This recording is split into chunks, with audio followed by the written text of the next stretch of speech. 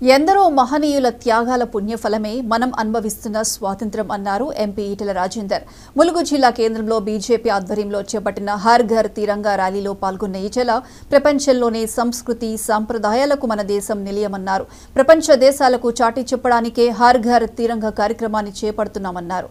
మన దేశాన్ని మొఘలులు ఆంగ్లేయులు పరిపాలించినప్పటికీ ఎందరో మహనీయుల త్యాగ ఫలితమేనన్నారు. స్వాతంత్ర్యం కోసం పోరాడి ప్రాణాలర్పించిన మహనీయులను స్మరించుకుందామని ఎంపీ ఈటెల తెలిపారు. ప్రపంచంలోనే ప్రజాస్వామిక విలువలతో ప్రజాస్వామ్య స్ఫూర్తితో ప్రపంచ దేశాలకి ఆదర్శవంతంగా ఉంటుంది దేశం భారతదేశం.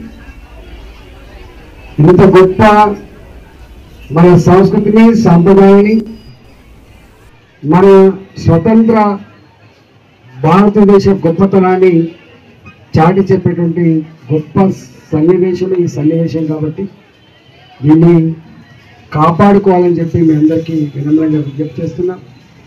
భారతీయ సంస్కృతి భారతీయ సాంప్రదాయాలు ఎంత గొప్ప నేను మళ్ళీ గుర్తు చేసే లేదు.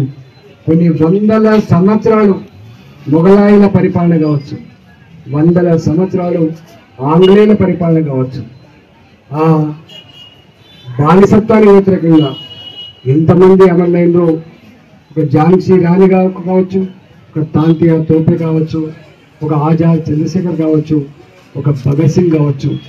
భగత్ సింగ్ లాంటి వీరులు ఉరితీస్తామనేటువంటి వార్త చెప్పిన తర్వాత వాళ్ళు అడుగుతారు నీ చివరి కోరిక ఏంటని చెప్పి.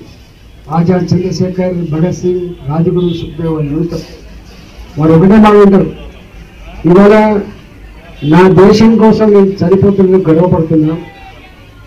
వారి మాటలు చెప్పాలంటే ఉరి కంబం మీద నిలిచి ఊహాగానం చేసేదా నా దేశం స్వతంత్రం సిద్ధిస్తే మరో జగత్తుకు వీక్షించాలని చెప్పినటువంటి మానవుడు భగత్ సింగ్ గారు. కాబట్టి అలాంటి త్యాగదారుడు ముక్కుపచ్చల అనేక మంది పొందుపడలు త్యాగం ఫలితంగా వచ్చినటువంటి స్వతంత్ర ఫలాన్ని రాబోయే తరాలకు ఆ త్యాగాల గురించి ఆ కమిట్మెంట్ గురించి తెలియజెప్పేటువంటి గొప్ప సన్నివేశం ఇది. కాబట్టి దీన్ని గ్రామాన దీన్ని అన్ని జిల్లాల్లో నిర్వహిస్తున్నందుకు